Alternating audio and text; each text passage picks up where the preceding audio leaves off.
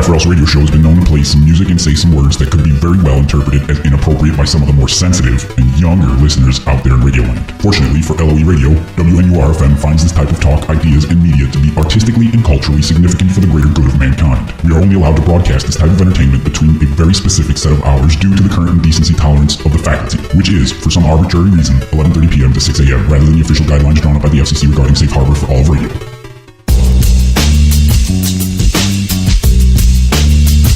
That's right, kids.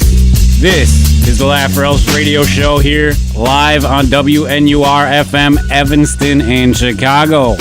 My name is Tim Radicek, your freeform community DJ, and I've been your freeform community DJ for the last 3 years.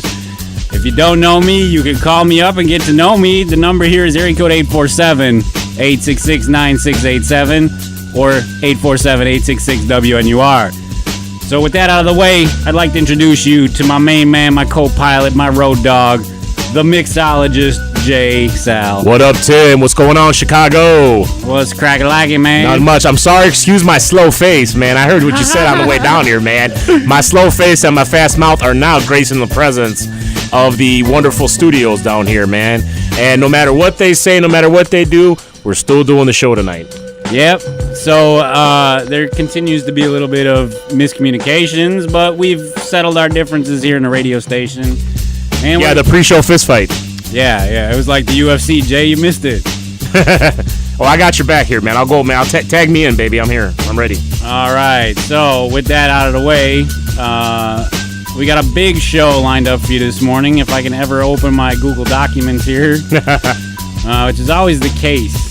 For some reason, I don't know, this PC needs to be reset like once a week. Don't you love it, man?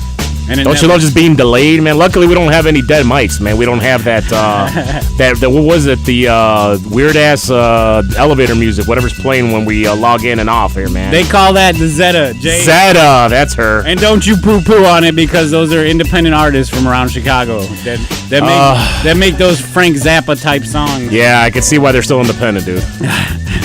What do you mean? Warner Brothers ain't reaching out to sign these people? I have no idea, man. I'm not, but that's okay, though, man. You know what? I'm messing. Come on. If this is their art, that's basically their means of expressing themselves, by all means, man, go ahead and do your thing. And we got to thank whoever put the Zeta together just to maintain the station when there are no available big DJs. Props to them. You're right. No, you're right. I mean, there are certain times in the morning when people can't be here, like between 4 and 6 a.m.s, you know, or whatever other times that people are sleeping. Right. Or just straight up, you know, strung out on meth or something at that time. Had nothing to do. Yeah. Can't talk. They got lockjaw. Right. That pretty much, man. Should I go down and stuff and start catching Pokemon and stuff? I don't mean off my phone. I mean the real Pokemon I see running down the street. Yeah, because you'll see them in the bushes like tree ninjas. Right. No, that's a bunny rabbit you're seeing, sir. It's not a Pokemon. Yeah. No, it's the furry Pokemon winked at me, man. We keep seeing this little rabbit on WNUR's campus here at Northwestern. It seems to be the same one, but I know there's a flock of them running around. See, he's talking to you, Tim. Basically, what he's telling you to do is like, Tim, I respect your flow. I mean, I'm trying to work with you, man. So watch what I do with the ladies and stuff, man, and you will have the same action, my friend. You will have the same action. Cover it up, man. Don't procreate like I do, but just watch what I do, Tim, and that's what he's saying, man. Right. Remember that old credit card commercial? What's that? The guy goes into the pet shop to buy the rabbits for his kid? Yeah. And he puts the 2 on the counter, and they cut away, and they cut back. There's 6. That's exactly what he's trying to tell you, Tim. Yeah. All right, Jay. So glad to have you in the studio, man. Thank you. Thanks for having me again this week, man. We got a lot going on this weekend, man. Cool temperatures, man. End of summer looks like it's coming up. Yeah. Even though, don't be surprised we get those 80 to 90 to 100 degree weather days here in Chicago like we always do. Isn't that weird how, like, you wake up, it's like 62, right, and then by noon it's 92? Yeah, I'll take it, man. I don't mind my days being hot and my nights being cold, man. Yeah. Like PE said, it's hot in the day, it's cold in the night. I'll take that, man. But you know what? I still like beautiful weather, man, by the lake. Unofficial into summer. We're still going to be wearing white after Labor Day. I don't give a damn what they say. We got a lot going on. Fantasy football's coming out. NFL. We got a lot to talk about. We got Northwestern football. We got some good fests in town. We had Prophets of Rage in Chicago, going to Wrigley as well. You saw members of, respectively, Rage Against the Machine, Chuck D, Public Enemy, and Cypress Hill attending the Friendly Confines, and I just loaded up a picture on our Facebook page. They were at the game? They were at the friendly confines of Wrigley Field. You also just had a big show, which some of our friends here on social media had a chance to attend, man. So if they're listening, please call in and give us a report on how awesome the show is. You and I talked about going to the show, if you remember, man. We talked about attending the show. 3 of our favorite bands. It brings me back to the 90s. I know it does you as well, sir. You got this voice, this super group, man, basically coming together. And, man, you know, unfortunately we can't attend. You got Black Sabbath, man, performing tomorrow night at the same venue. The End Tour. Absolutely, man. You know, I am so bummed out that I couldn't go, man. I know you are, brother. I know you are. I'm very lucky to even be here this morning. I'm glad you are. I'm glad we're here, man. You know what I mean? This revitalizes me, re-energizes me to be here with you, man, and be able to talk to our fans and our listeners, man. So we are celebrating a Prophets of Rage / Black Sabbath weekend here in Chicago. So I'm gonna play some of that. Come our music breaks. Yes, sir. And there's a Prophets of Rage single out there that will spin. That's right. But before we do that, we got to cover some Chicago news. But let me recap what's been going on since we were here last. Earlier this week, one of the most acclaimed actors in our lifetime has comedic actors, icon. He was a dramatic actor as well. Absolutely, he was. He got his chops on on the stage in live performances. Absolutely, live theater, man. Nothing like live theater, man. But we're talking about one Mr. Gene Wilder, most famous for the Willy Wonka character in Willy Wonka and the Chocolate Factory. Yes, sir. Some of my favorite movies he was in was Blazing Saddles. Absolutely. Another You. Yes. Silver Streak. He did 3 movies with Richard Pryor. Yes. Silver Streak. Hear No Evil, See No Evil. And there was one more that I don't think was very good. Which was? I can't remember. That's how good it was, right? Yeah. You can't remember it, man. Yeah. I love this. He's like, man, we got to toughen up. We're going to jail. Yeah, that's right. We bad. When he painted his face with the shoe polish. And they were trying to hide from the cops. And I love the ending scene where everything happens at the rodeo. Remember that? They end up clearing their name in there and getting away. Yeah. What a great comedy, man. R.I.P. to him. Now he's back doing his shtick and heaven there, man, with the late Richard Pryor. Peoria's very own Richard Pryor, man. Peoria's very own. Very Absolutely, good, man. Yes, sir. One athlete in particular stirred up a whole bunch of controversy this week. His name is Kyle Kaepernick. Who? Exactly. He's been a nobody since his inaugural season. Well, I don't know about that, Tim. He did take the starting spot with the 49ers from Alex Smith. Yeah, which and basically wasn't went really over. difficult. Come on. Wow, man, Alex Smith is so productive with my favorite team, the Kansas City Chiefs. He's serviceable, as they say. He's not great. He's not a top 5, but he's serviceable. But, who knows, man? I mean, is this basically his way of keeping his name in the limelight? Because who knows if he's even going to be having a job come the start of the NFL. His productivity has gone way down, man. Is he a PR marketing genius? Perhaps. That could be. Just remember, Tim, a couple years ago, man, it was the Harbaugh Bowl. They were a couple plays away, man, from winning that Super Bowl against the Baltimore Ravens, if you remember. That is the lights out game, remember that? Yep, yeah, halfway through, man, the conspiracy theories coming out that the power went out and the scoreboard went out. And it was all a plot. That's what we think, man. That's what we think. And, speaking of conspiracies, our next show will be 9/11, Jay. Yeah, that's right. I think we're going to have to cover some of those conspiracies. I think you're right, my friend. That was 9/12 is going to be it. No, I'm sorry, 9/11. It'll be 9/11. It will be Sunday. Yeah, you're right. 7 You're days right. From now. Right. You're right, sir. But before we go on to that next week, you're going to want to stay tuned for that because I got a lot of crazy conspiracies. And his name is Timur Radicek, not J-Sal, man. And for those theories coming out of my co-host mouth over here, man. That's right. So I still blame El Chapo for 9/11. That's just me, though, man.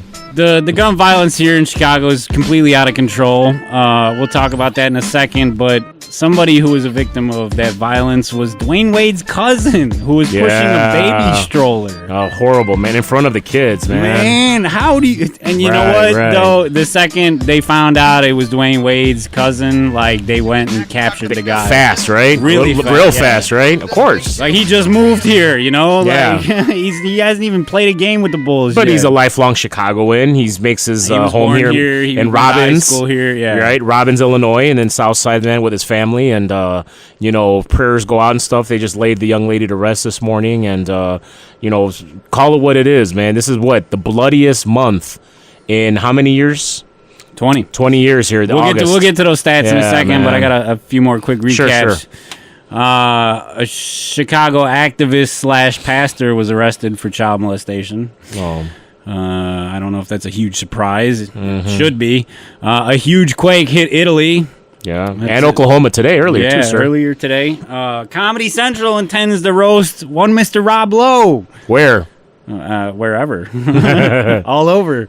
Yeah. The Cubbies running away with the NL. We got that. Yeah. The Sox have changed their park name. And the Bears are who we thought they were. The Bears are who we thought they were. Bums. And we let them off the hook. Was that a pretty good Denny Green I just did? It was. R.I.P. Denny Green, man. Spot on. But thank you. To recap, as Jay mentioned, the August was known as the most deadly month in Chicago in the last 20 years. And according to HeyJackass.com, our official, unofficial sponsor of the Laugh-Rel's radio show, we've got some statistics to tell you about that happened in August. People shot and killed, 81. Where's our boy Tobias, man, and Richard, man, with the ding, ding, ding, ding, ding. I keep getting them guys to come back. I don't know. I know. It's still their season, man, at their regular jobs. I feel you guys. Yeah. Big up to those guys. What's up, guys? Shot and wounded 400 people. Good Lord.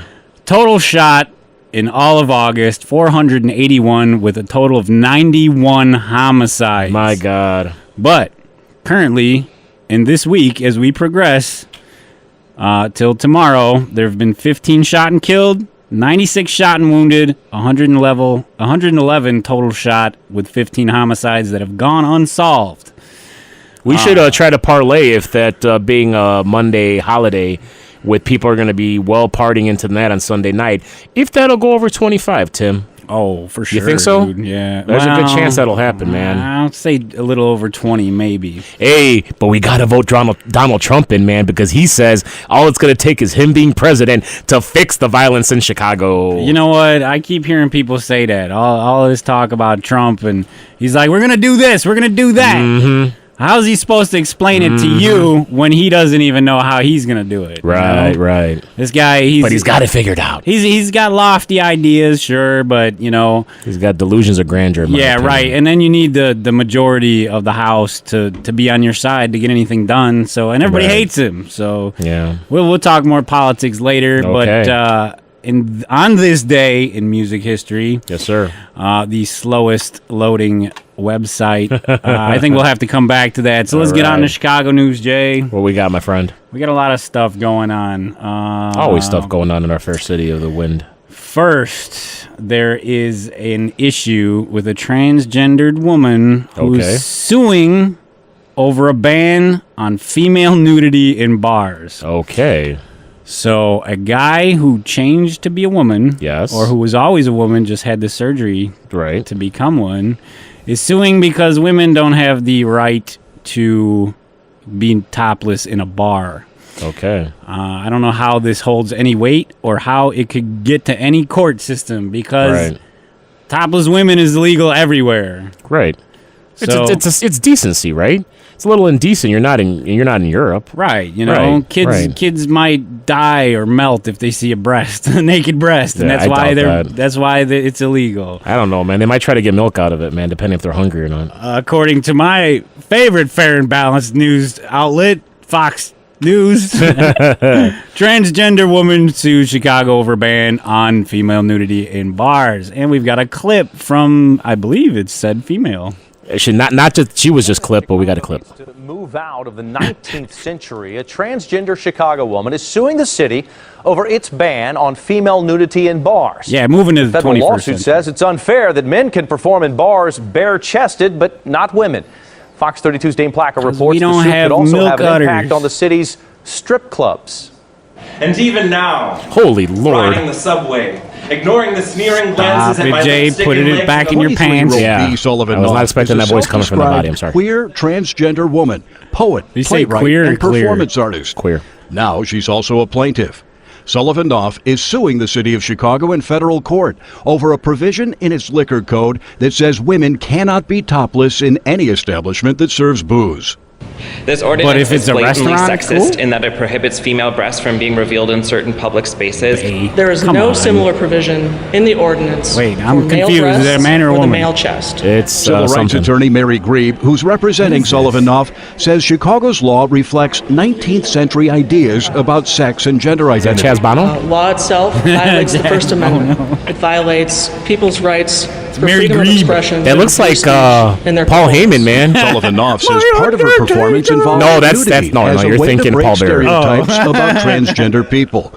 But she says when she tries to Look at book her a show at a shoulders, bar, man. It has You can happened tell on it numerous was a occasions dude. that I've been told that I am not allowed to do a given performance in a given space, and then instead that then I have to Adam's come up with apple something shaved that isn't as artistically fulfilling for myself.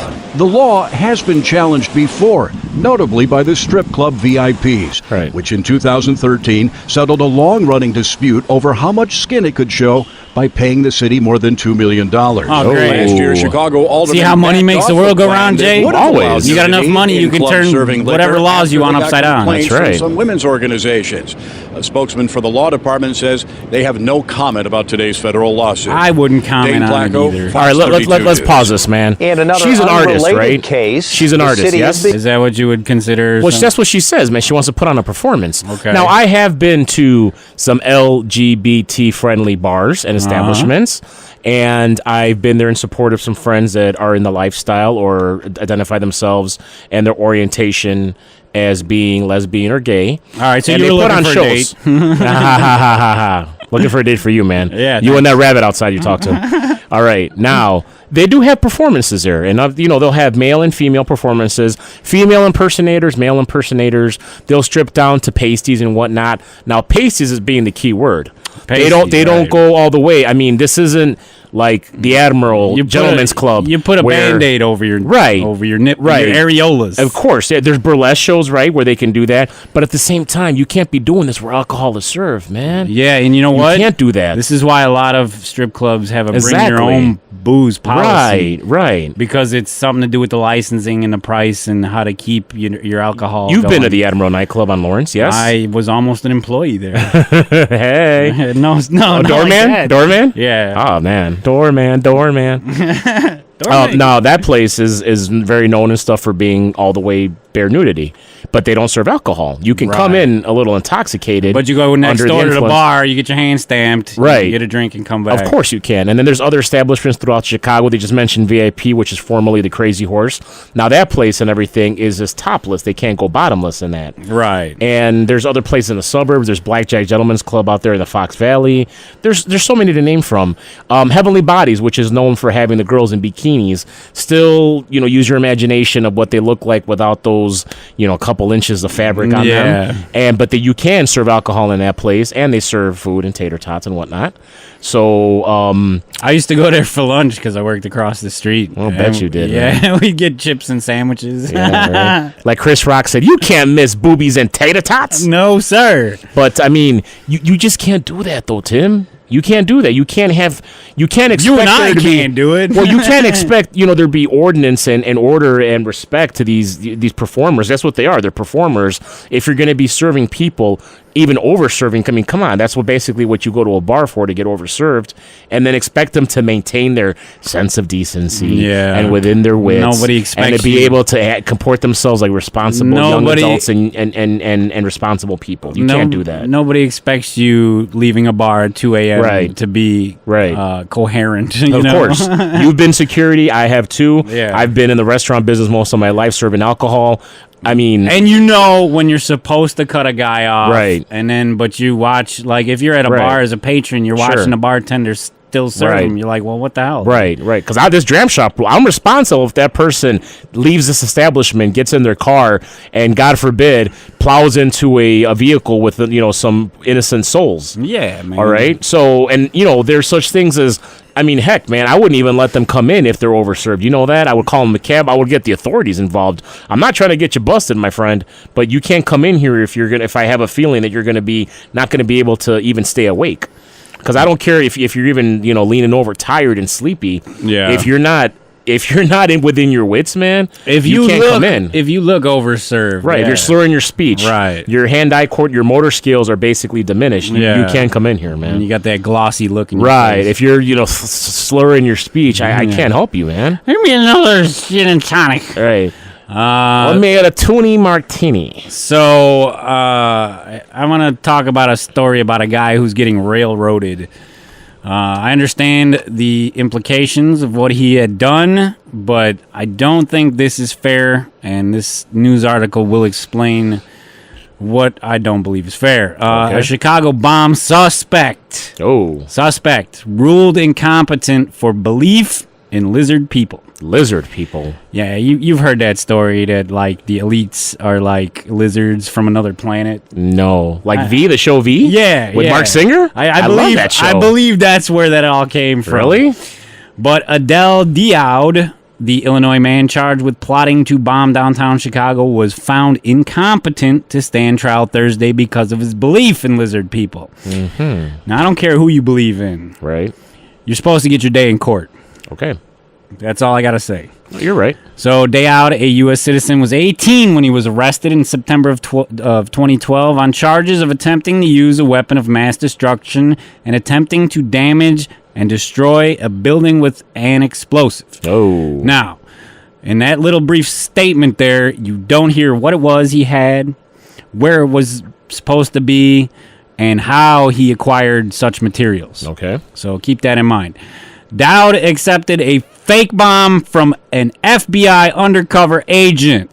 Now, this is what's called double jeopardy, Jay. I don't know if you've heard of that. I've heard of double. You can't try them for the same thing twice. Oh, there's another word for it then. If that's what you mean, then yeah, I know what you mean, man. So the bomb, the undercover FBI agent gave him a bomb, and he was posing as an Islamist jihad, and then he tried to detonate it in a Jeep outside the downtown bar with the agent as an eyewitness.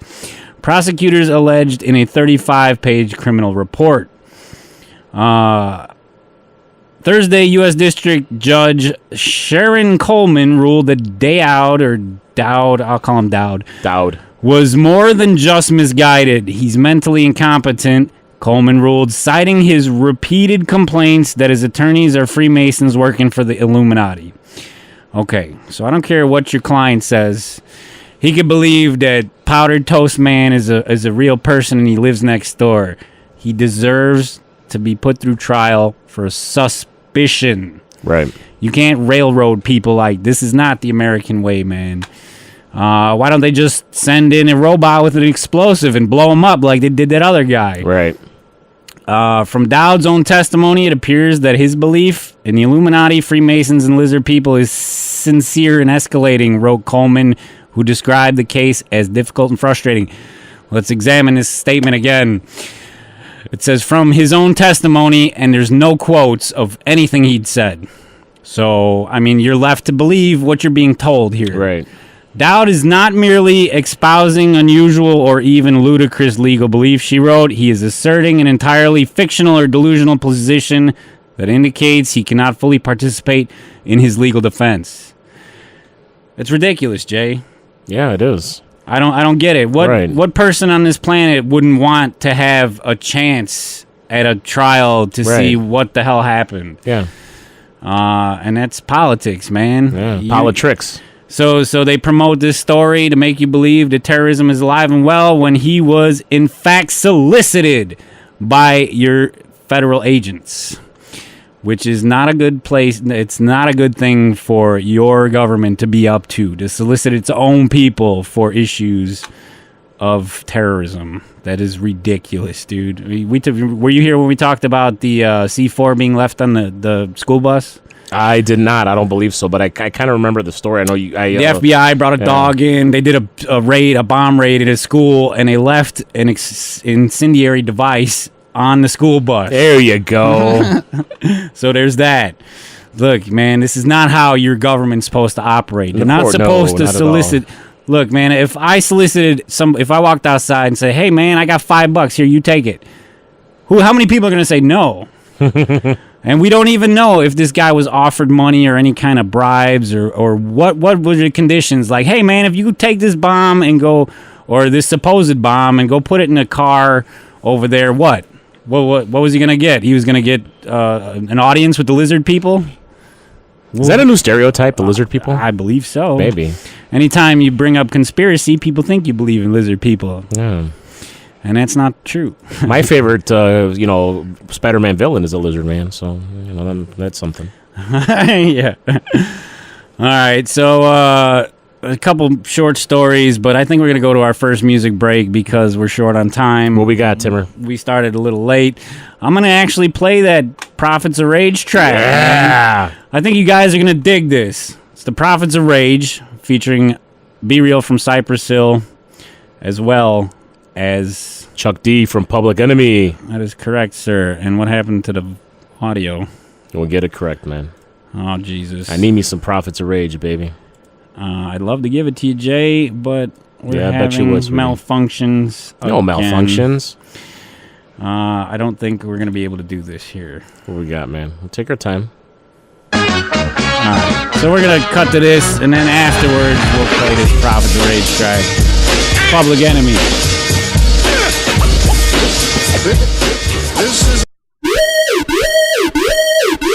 The Laugh or Else radio show has been known to play some music and say some words that could be very well interpreted as inappropriate by some of the more sensitive and younger listeners out there in radio land. Fortunately for LOE Radio, WNUR-FM finds this type of talk, ideas, and media to be artistically and culturally significant for the greater good of mankind. We are only allowed to broadcast this type of entertainment between a very specific set of hours due to the current indecency tolerance of the faculty, which is, for some arbitrary reason, 11:30 p.m. to 6 a.m. rather than the official guidelines drawn up by the FCC regarding safe harbor for all of radio.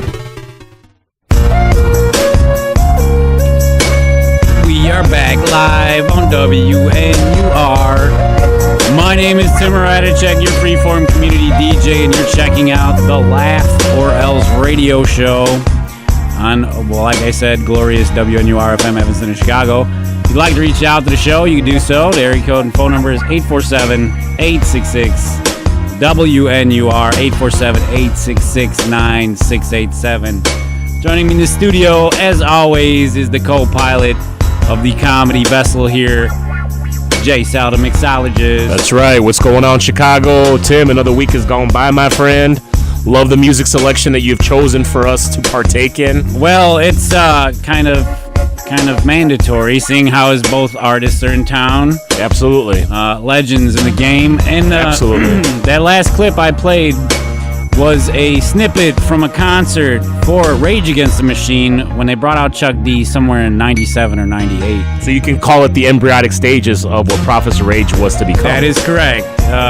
Zach De La Rocha, the singer for Rage Against the Machine, was a staunch supporter of free speech as well as the music of Public Enemy. How can you not be, man? They're pioneers in the game, absolutely. Sir. Did you know that Flavor Flav is the son, but Public Enemy is number one? Yeah, boy. Got you running from the gun of the brain that weighs a ton. Oh, damn. That's right.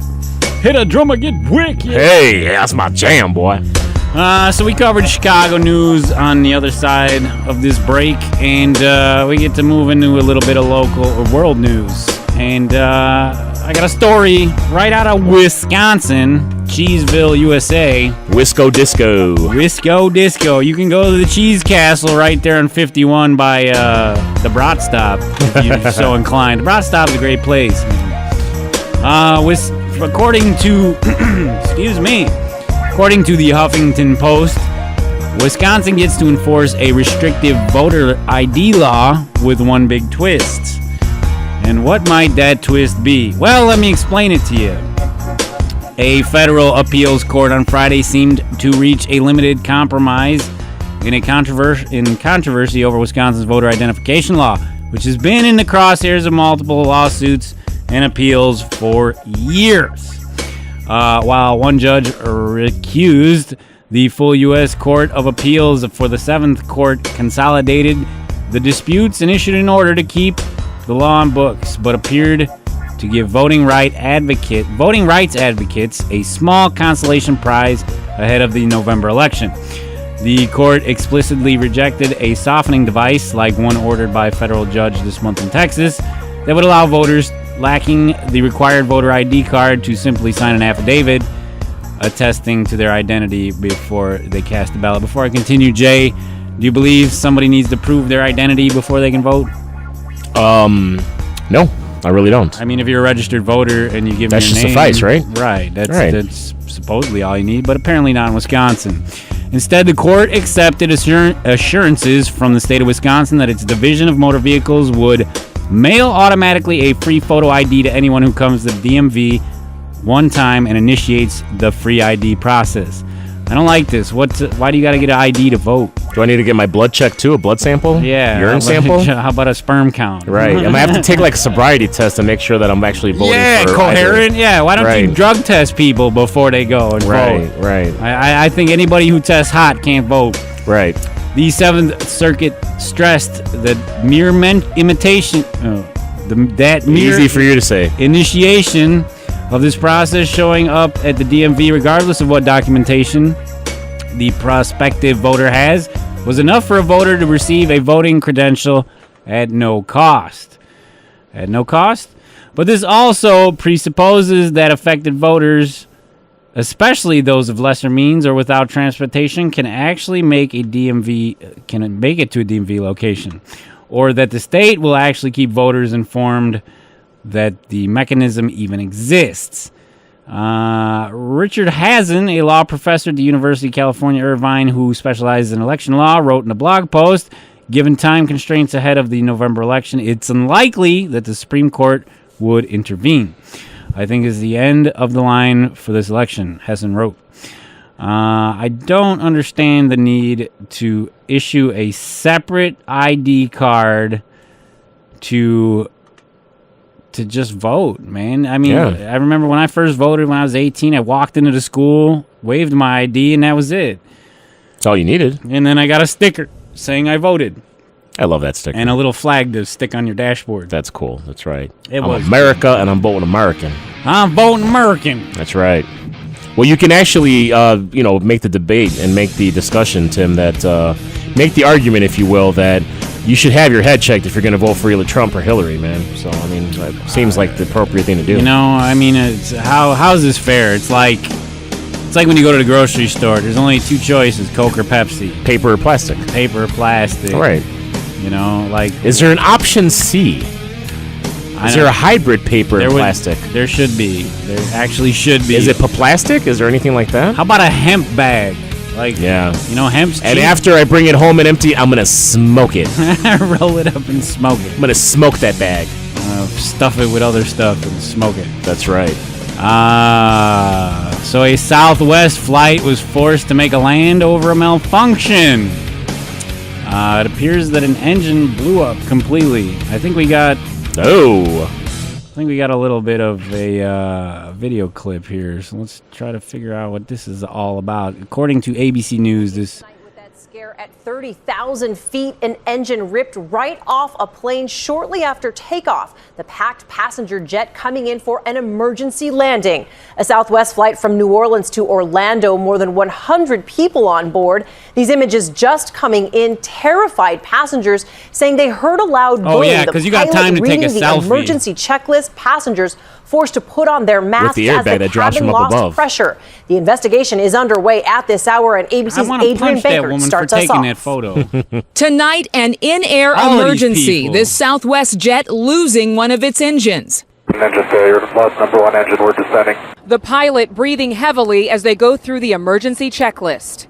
Disengaged, affected engine confirmed, we're down to the line. This image showing the jet engine ripped apart is what the 99 passengers on board saw as they looked out their windows. We heard a loud boom. It sounded like an 18-wheeler tire blowing, and she would know what that sounds like. Oxygen mask deploying. That's passenger Stephanie Miller and her husband Michael putting theirs on.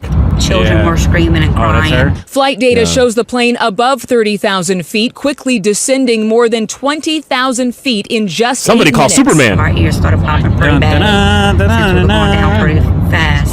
The Boeing 737 landing safely in Pensacola only about 30 minutes after takeoff. The point here is this was not just any engine failure. This was an explosive event, and this is very, very rare.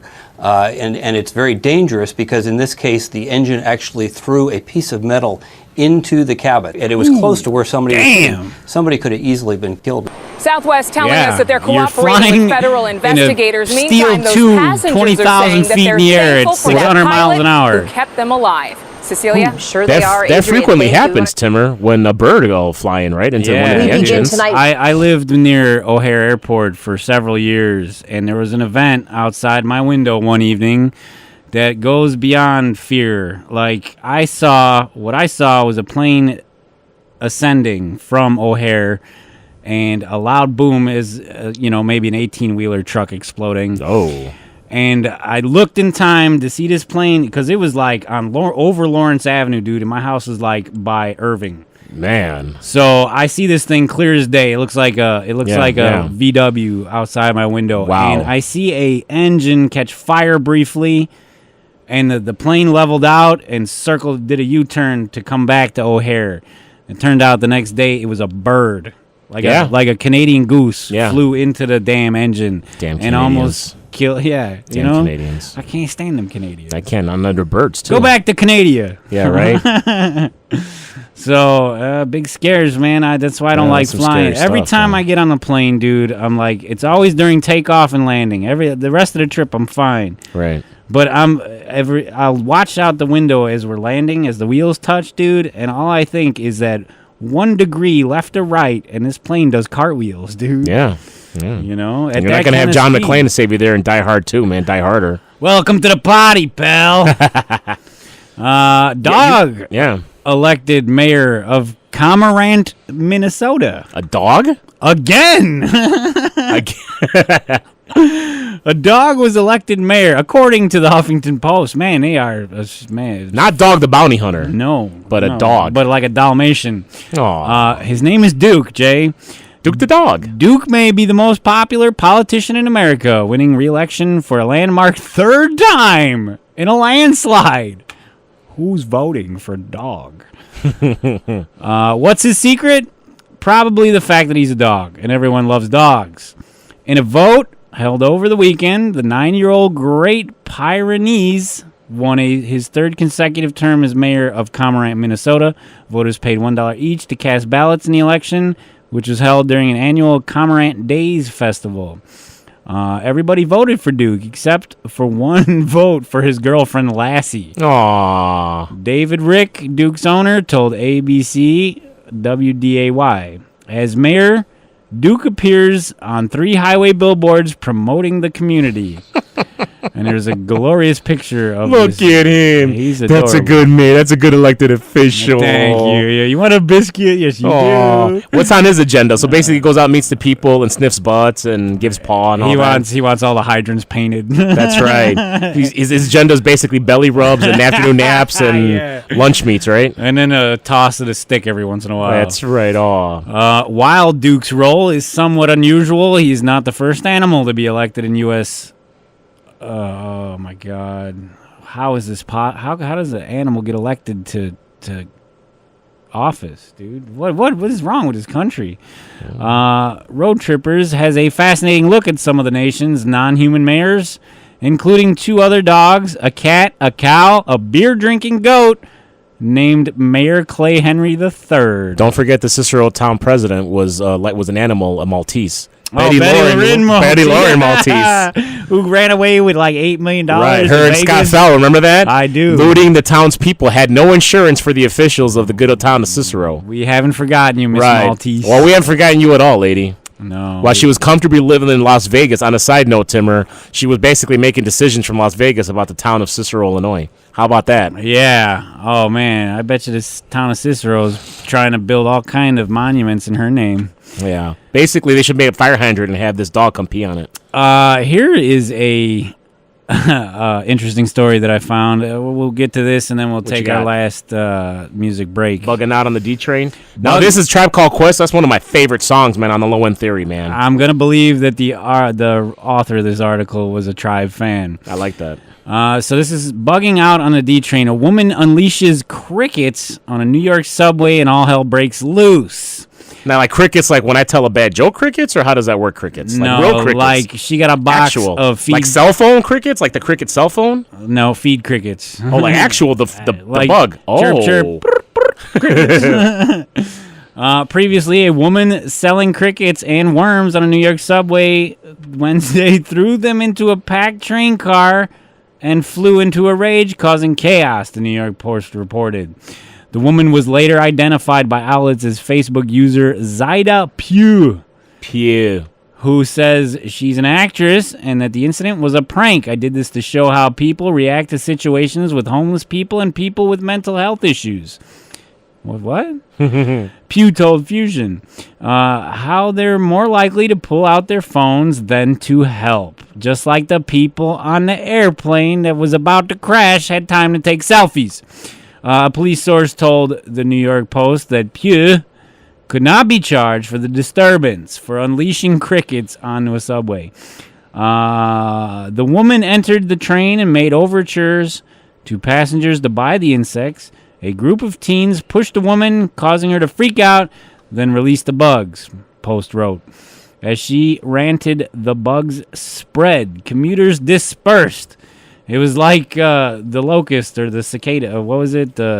Yeah. Like the famine and the locust. What was that? The apocalypse? Basically, yeah. End of times. End of days, baby.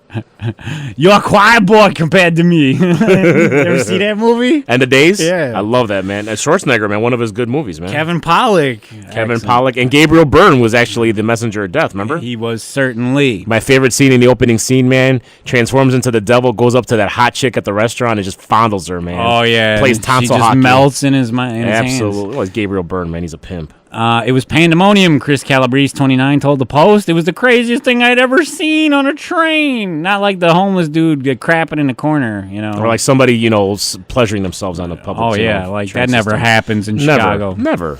One Twitter user who said they were there posted an account of the incident. According to Ezra Makabar, women just let crickets out in a D train as we went over the Manhattan Bridge. Panic ensued. Someone pulled the e-brake. Stuck. New York. Moving again now. Cops meeting us at DeKalb. Never seen a crowd get so panicked so fast. Everyone rushed to the other side of the train. Well, man, if that was a terrorist attack and those crickets had like biological agents on them, the entire city of New York would have been like under siege in less than an hour. The Laugh or Else radio show has been known to play some music and say some words that could be very well interpreted as inappropriate by some of the more sensitive and younger listeners out there in Radio Land. Fortunately for LOE Radio, WNUR-FM finds this type of talk, ideas, and media to be artistically and culturally significant for the greater good of mankind. We are only allowed to broadcast this type of entertainment between a very specific set of hours due to the current indecency tolerance of the faculty, which is, for some arbitrary reason, 11:30 p.m. to 6 a.m. rather than the official guidelines drawn up by the FCC regarding safe harbor for all of radio. Hi, this is Ron Funch, and you're no, that's not my name.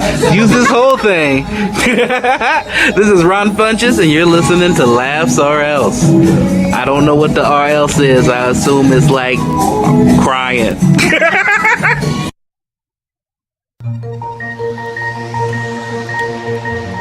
That's right, kids. We've reached the final stretch of the Laugh or Else radio show here on WNUR-FM, Evanston and Chicago. You're going to want to stay tuned afterwards because we got a new show here at Freeform Programming that plays lots of the good stuff from the house genre. They call the LOERadio, so you're going to want to stay tuned at 2 o'clock for them when they get started here. Oh, yeah.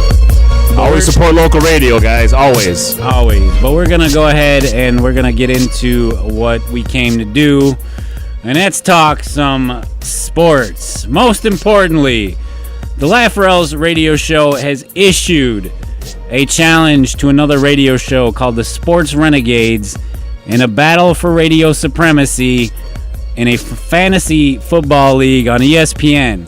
And if you're so inclined, you can follow along by searching for our public league. It's called #LOERadio versus Sports Renegades. They're going down. And the current rosters as we approach the draft tomorrow at noon is the Laugh or Else radio show is featuring myself, Jay Sal. That's right. Mega Beth. The Zohan, of course. And the Zohan, and we've got a... is that it? It was 5, right? It was more, wasn't it, right? Oh, yeah, Chris? my buddy Richie. Dick Dickerson. That's right. So everybody who's been on the show has gotten a spot. Well, not everybody, but most of us. And then for representing the sports renegades are Ryan Risky, Ryan Stuprich, my buddy Chris, two Chris's actually, Chris from NFLblitz.com. I can't remember what his website is, but he's a NFL analyst. Two Chris's, what is this, Kid and Play? What do you got going on here? Yeah.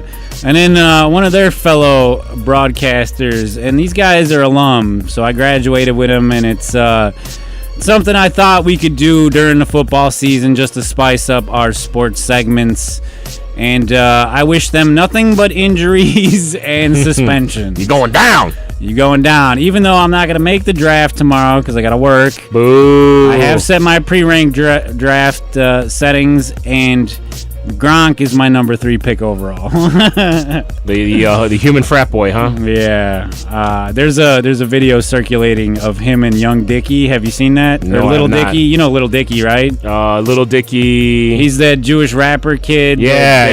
He was rapping for Snoop, like an interview.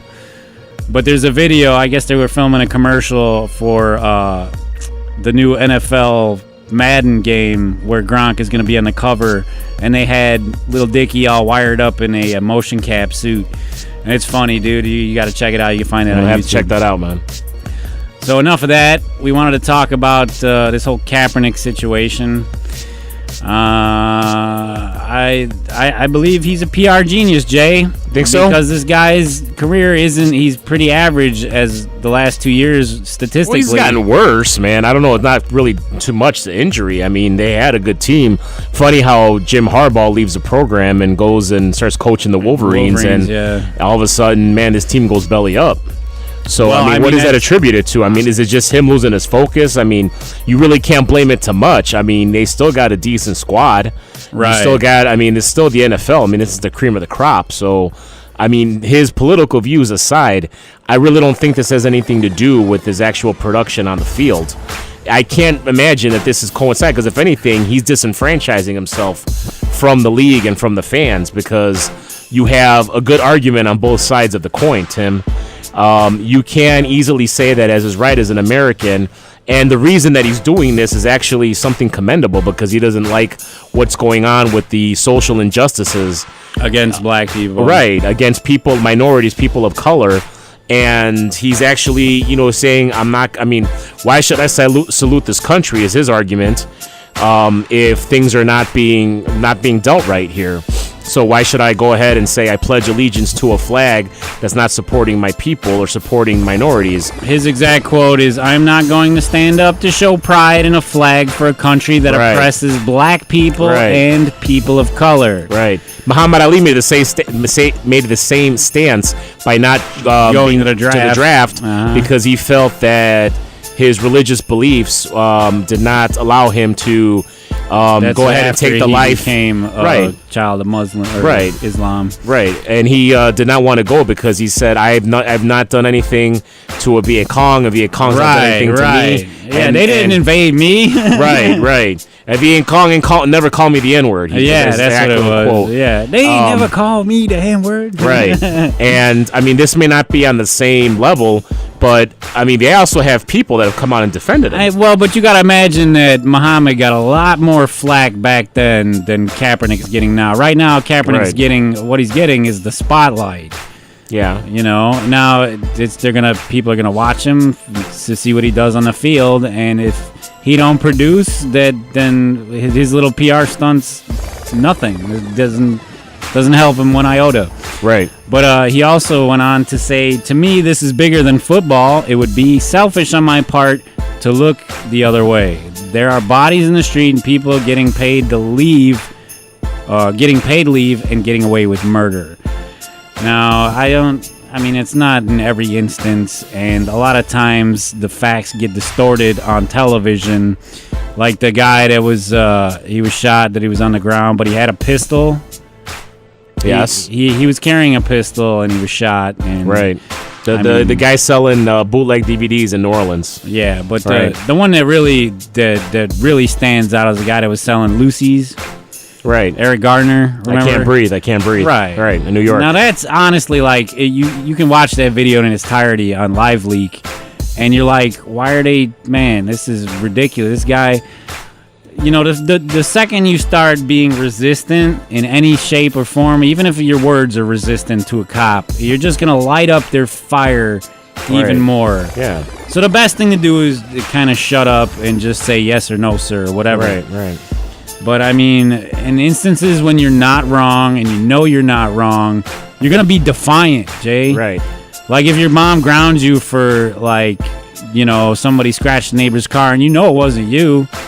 Like you're gonna argue, but you're still gonna take the punishment. Well, the truth shall set you free, right? We like to hope so, right, but you never get your justice day. will prevail, and the truth will come out. But according to the courts, you don't even get your day in court if you believe in lizard people. Right. You know, like what There's the hell? wrongful convictions. There was just remember the guy that they're suing, $40 million they got for being wrongfully incarcerated for over 10 years, man, and they finally got the person who had a long rap sheet, like the Hurricane for sexual Carter? assault.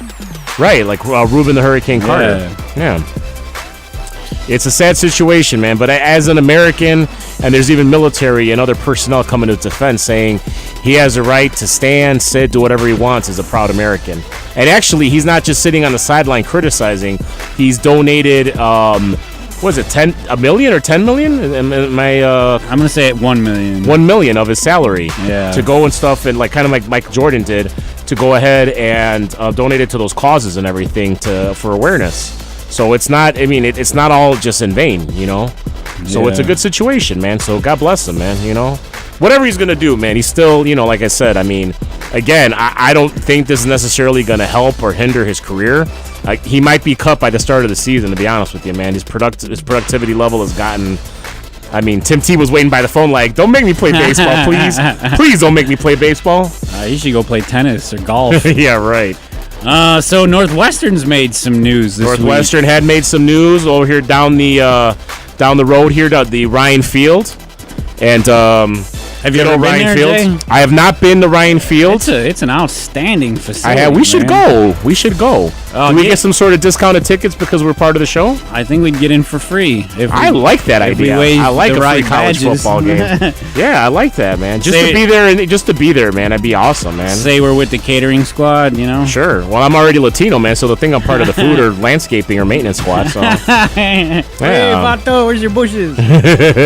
I'm looking for the bushes. Yeah. Right. So we have Zach Terrell. Actually, the Northwestern got upset by Western Michigan University. That's right. And as Zach Terrell threw for 218 yards and a touchdown, and Jamari Bogan had a 1-yard touchdown run on 4th down as Western Michigan posted a 22-21 upset of our Northwestern Wildcats. That's a good sign for the rest of their season, though. They're already you think? They're already opening up with an almost win over one of the pristine colleges for sports. Like, that's the Spartans, right? No, Spartans are Michigan State. Oh. Yeah, you're talking about Tom Izzo, Spartans. Yeah, buddy. Okay. Yeah, wrong team, man. Wrong sport, man. My bad. You're good. But, yeah, the Broncos going for 4-4. It's the Broncos. They're going for 4 for 4 on 4th down was key in their upset on Northwestern on Saturday. And their coach, Mr. P.J. Fleck, figured, hey, man, might as well use all those 4th downs. As we had said about Zach Terrell throwing the 218 yards. And Terrell was 26 of 36 as Western Michigan's offense controlled the play throughout and held the ball for 39 minutes.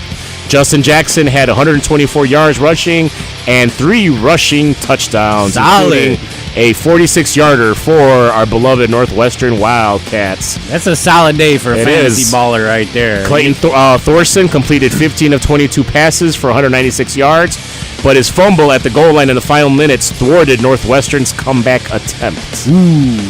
We'll get him next week. Well, we will be getting him next week.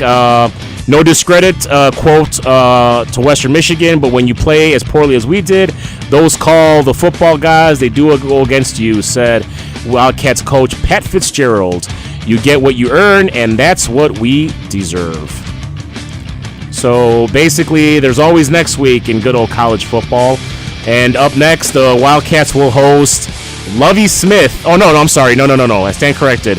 We'll host Illinois State the Redbirds on Saturday in the second of four straight home seasons to start. I'm sorry, the second of straight 4 games to start the collegiate I can't even get this out to start the collegiate season here in football. All right, so college foosball underway. Baseball winding down. The playoffs are approaching. And the Cubs' magic number, running Timmer and away. fans, lucky number 13. Starlin Castro, if he was still playing for the beloved Cubs. But today's game included Madison Bumgarner and the Giants knocking off Jake Arrieta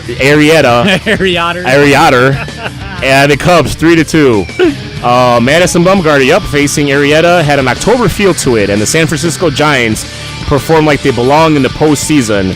Bumgarner outpitched Arrieta with 10 strikeouts over 6 innings, and San Francisco pounced on rare miscues by the Chicago Cubs in a 3-2 victory on Saturday. Bumgarner, who is 14-8, allowed 2 runs and 5 hits in the fourth victory. In his fourth victory in the last 5 starts. What were Arrieta's stats there? I didn't get nothing there.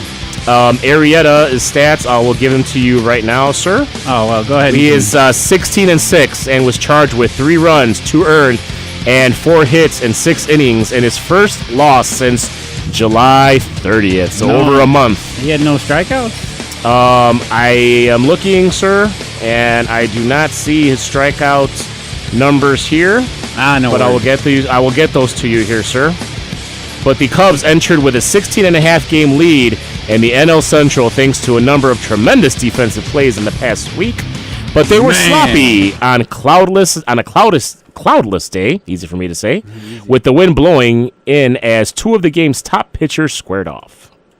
Yeah, Baumgartner is certainly up there. Arrieta, of course, the phenom that we know and love. Of course. Cy Young winning. With that said, Jay, if you got something real quick to wrap up sports, we got to get moseying on out of here. Well, the the Comiskey Park, the newer Comiskey Park to U.S. Cellular, the newest now to Guaranteed Rate Field, GRF. And I actually, Tim, had a chance, and audience had a chance to go down the day after it was announced. And I took in the White Sox and the Seattle Mariners, a great game. They won it in walk-off single in the 9th inning. I'm not opposed to because it's all business. What I'm opposed is to the logo of the arrow pointing down. Yeah. As the White Sox are a team of futility and need to turn things around greatly, a la the Northside Cubs. So my only thing, I'm trying to come up with a good slogan for the Chicago White Sox at Guaranteed Rate Field. How about Chicago White Sox, it's going down? How about that? It's going down. It's all downhill from here. Don't say that. Bite your tongue, young man. We got the Bears just finished up. Did you get a chance to catch them against the Cleveland Browns on Thursday? They won. They won. So what? They're 2-2 in the last 4 games here. Was it 2-2? I thought. Well, they lost to the Patriots. They lost to the Broncos. They They lost to they beat the Patriots. Yes. I don't think so. I'm sorry. They're 1-3 then. Yeah, that's okay. So they lost to the Broncos. They lost to the Patriots. They lost to the Chiefs, and they beat the Browns. So they are 1-3. Yeah. According to Bears' season schedule, they were 1-3. 1-3, as I called it. That's right. I don't look for the Bears to win a lot of games this year, and I'm certainly not going to draft any of their players in my fantasy league. Not even Jay Cutler? Maybe if he's a bench quarterback, but I'm certainly going to be shooting for Cam Newton or Tom Brady. Aaron Rodgers. I got him. And you know that I got a chance to take in the ESPN fantasy draft. That's right. 1 week ago. Well, actually a week and a day ago. Jay was invited to the fantasy. I won a spot via contest with our radio buddy David Kaplan. Catman. I won a contest on his. I was awarded with a free tablet as well, so big ups to me and my new toy. Yeah. And I got a chance to meet some awesome fellow brethren in the radio industry, so longtime fan. Tom Waddle, Mark Silverman, Carmen DeFalco. John Yurkovich was there, former 85 Bear champion and former Four Horsemen. Woo! Yeah. Steve Mongo McMichael was there, and David Kaplan, like we said, one of the hardest working men in Chicago sports media. It was a fun time, man. Actually, I got a pretty good squad, my friend. I got Aaron Rodgers. I got some good players, man. I'm very happy. I'll be sharing that with you guys in the next coming weeks. Most excellent. Jay had some great pictures too, and I'll see if we can share them on the Laugh Girls Radio Show fan Absolutely. page. So that's going to do it for us. My name is Tim Radicek. That was Jay Sal, the mixologist. If you'd like to hear more from the LOERadio Radio Show, please reach out and find us on the Facebook and the Twitters. You could use the hashtag LOERadio for both Twitter and YouTube to find materials and tweets from either of us. You can also check us out on the Facebook fan page, the LOERadio Radio Show. And until then, we'll see you. And we'll have more details on the LOERadio Radio Show versus the Sports Renegades draft. You're going down. We'll see about that, buddy. Until then, I'm going to play us out with a little bit of Black Sabbath because the end is near. And it is here in Chicago tomorrow at 7 p.m. at the United Center. So what you going to play, man? What cut? Give me a cut. This one's called Junior's Eyes. Yeah. It's a very, it's kind of a classic bassy kind of thing, and I'm sure somebody here will dig it. But check this out. It's the blackest of Sabbaths on WNUR, and stay tuned because coming up is Arise Radio. If you're into house music, you're going to want to stick around. Yeah. So thanks for being here, Jay. Yes, sir. Thank you for having me, Tim. Thank you, Chicago. We'll see you next time in a week as we commemorate on Timmer's conspiracy theories about 9/11. 9/11. Until then, peace.